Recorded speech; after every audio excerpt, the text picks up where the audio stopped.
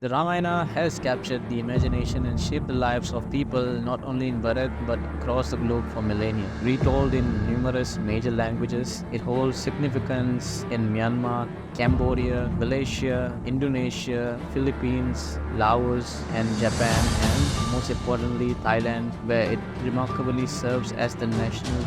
But how did the Ramayana begin? What is the origin story of this timeless epic? In this video, we delve into the secrets and the sequence of events that leads to Valmiki Maharishi writing this most profound history of Lord Ram called the Ramayana. We dissect the significance of the very first verse of Ramayana and how it intricately connects to every chapter of the Ramayana. So, there are three pivotal events that leads Valmiki Maharishi to compose the first verse of the Ramayana. The first event was the encounter between Valmiki Maharishi and Narada Muni. The second event was the curse upon the hunter by Valmiki Maharishi, which will be the central focus of our video. And the third event is the meeting between Valmiki Maharishi and Lord Brahma, who bestowed upon him the blessings to write the Ramayana. So the first event unfolded in the meeting between Valmiki Maharishi and his guru Narada Muni, who arrived at his ashram. And upon his arrival, both Valmiki Maharishi and Bharadwaj Rishi, his disciple, bowed down and seek the divine blessings of Sri Narada. And Valmiki Maharishi started to pose a series of 16 qualities. He started mentioning about 16 qualities, and he was asking who on this earth has all these 16 qualities present within him? Who is that supreme person? And in response to that, Narada Maharishi contemplates deeply, and he describes the one having all the 16 qualities is none other than Sri Rama, and he establishes Lord Ram as the supreme personality of Godhead. Narada Muni concisely narrates the entire Ramayana story in just 32 verses and instructs Valmiki to cherish this knowledge, foreseeing in the future a time when he could expand upon in greater detail. After the departure of Narada Muni from the ashram, Valmiki Maharishi and Bharadwaj Rishi venture together to the Tamasa river, which is the tributary of the Ganga, to have their daily bath. There he saw a couple of croucher birds engaging in love. Suddenly a hunter appears and shoots one of the birds with a sharp arrow, causing it to fall lifeless to the ground. Witnessing this cruel act, Valmiki Maharishi is consumed with anger and swiftly curses the hunter in a form of a verse. So when he reflected on the curse that he had uttered, he realized that this is not an ordinary curse, but a beautiful shloka had been composed. The soka that he held in his heart and uttered through the words of his mouth transformed into a beautiful shloka. And he was surprised to see that it was composed in an Anushtup Chanda meter, having all the grammatical rules and regulations pertaining to a verse in it. And feeling so astonished, he informs his disciple Bharadwaj Rishi about this. Meanwhile, Lord Brahma, the universal creator, arrives at Valmiki's ashram, marking the third pivotal event in this sequence of events. Lord Brahma observes Valmiki Maharishi was in distress and absorbed in his thoughts and inquired about its cause. Valmiki Maharishi recounts the incident with the hunter and explains that he had cursed the hunter for his wrongdoing. Upon hearing this, Lord Brahma was delighted and informs Valmiki Maharishi about his grace and the supreme will of Lord Vishnu, that the first shloka of Ramayana was born out of the curse that he had uttered to the hunter. He also blesses him that he would write a poem on the life and activities of Lord Ram, as according to what he had heard from his guru Narada Muni. He also benedicted him with the ability to perceive all events pertaining to Lord Sri Rama, which were composed in 7 kandas and 24,000 verses. And now let's delve into the first verse composed by Valmiki Maharishi, which was seemingly like a curse, and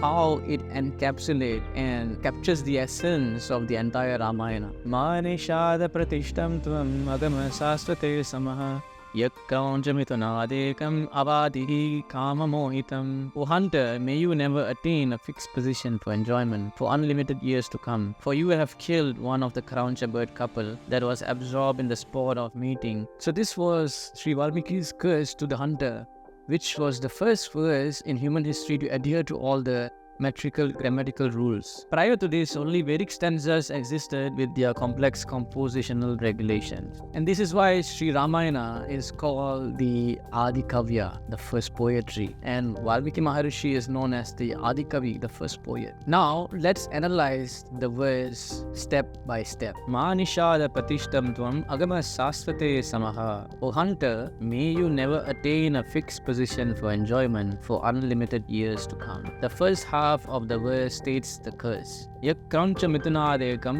abhadahi kamamohitam. For you have killed one of the Crauncha bird couple that was absorbed in the sport of mating. The second half of the verse states Valmiki's reason for cursing the hunter. He indicates the hunter would never attain a fixed position of enjoyment like the male bird he killed. So it may be surprising that how the first verse, the first poetry ever composed, was a curse. How is that possible? Previous acharyas like Sri Govindaraja, great acharya of the Sri Sampradaya, has written a commentary explaining this verse, and it has a deeper meaning than just a curse. In fact, this is the first verse of the Ramayana, and it's the Mangala Charana of the entire Ramayana. It invokes all the auspiciousness in the glorification of the Supreme Personality of Godhead, Sri Rama. Therefore, there is another meaning of this verse, and now let's analyze the first two words of this sloka. Manishada does not only mean the hunter, but when combined, Manishada would then be one word meaning, O residents of the goddess of fortune. Ma can also refer to Lakshmi, the goddess of fortune. Nishada can also mean residence. Hence, Manishada would then be one word meaning, O residents of the goddess of fortune, who is none other than Sri Rama. Pratishtam tvam agamas sasvate samaha was previously translated as, may you never attain a fixed position for enjoyment for unlimited years to come. But when the first two words have been given the meaning of, O residents of the goddess of fortune, then the remaining word in the first line would then yield this meaning. Pratishtam tvam agamas sasvate samaha, may you attain glory for unlimited number of years to come, for all time. Hence, the first line would mean, O residents of the goddess of fortune, O Sri Rama, may you attain glory for an unlimited number of years, for all time. In the second line, we saw the words Crauncha Mitunad, which originally refers to the two birds. Crauncha Mitunad actually refers to the crook Rakshasa Ravana and his mate Mandodari. Ekam, one of them, Ravana, was overcome by lust, Kama Mohitam, and kidnapped Sita Devi and Avadehi. You killed him. Hence, the meaning of the second line would be Yat Crauncha Mitunadekam Avadehi Kama Mohitam. For you have killed one of the member of the Rakshasa couple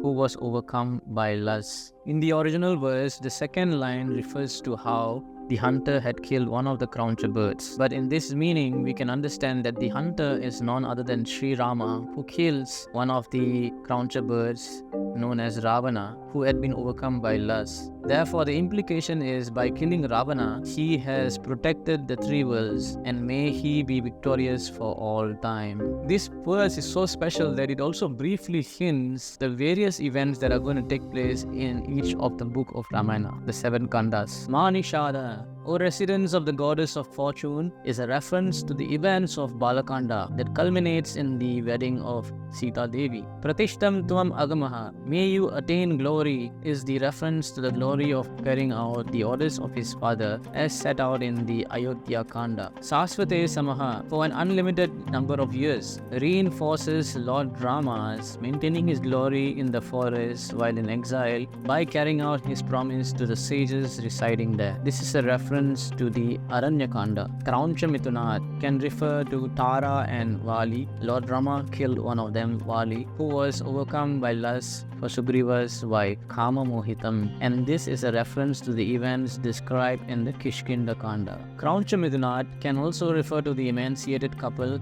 a reference to Sita and Rama themselves, who became emancipated out of distress upon being separated from each other. The meaning would then be, you gave her extreme pain, almost killing her, when she was separated from you, and this is a reference to Sita Devi's extreme pain of separation from her Lord as recounted in Sundarakanda. Crauncha Mitunat can also refer to Mandodari and Ravana. It refers to the Yuddha Kanda when Lord Rama killed the one overcome by lust, Ravana. Kama Mohitam can also refer to the one member of the couple, Sita Rama, Sita, who became fascinated with the desire to see the wives of the sages of Dandakaranya. Sita Devi and Lord Rama were pained by the separation, and this is a reference to the events described in the Uttarakanda. Thus, this is the first verse of Sri Ramayana composed by Valmiki Maharishi, and now we have understood the deeper and inner meaning and how it glorifies the Supreme Personality of Godhead Sri Rama